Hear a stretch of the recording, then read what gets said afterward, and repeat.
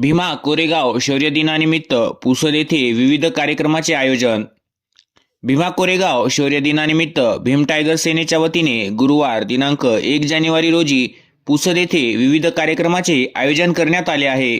यामध्ये सकाळी 11 वाजता 3 पुतळ्याजवळ बुद्धवंदना घेऊन शूरवीरांना मानवंदना देण्यात येईल. त्यानंतर पारंपरिक वाद्याच्या गजरात रॅली काढण्यात येईल व या रॅलीमध्ये ढेमसा नृत्य, बंजारा डफडा नृत्य, महिला लेझिम पथक, लाठीकाठी इत्यादींचा समावेश असेल. ही रॅली छत्रपती शिवाजी महाराज चौक पासून सुरू होऊन डॉक्टर सुभाषचंद्र बोस चौक ते विश्वरत्न डॉक्टर बाबासाहेब आंबेडकर चौक येथे रॅलीचा समारोप होईल.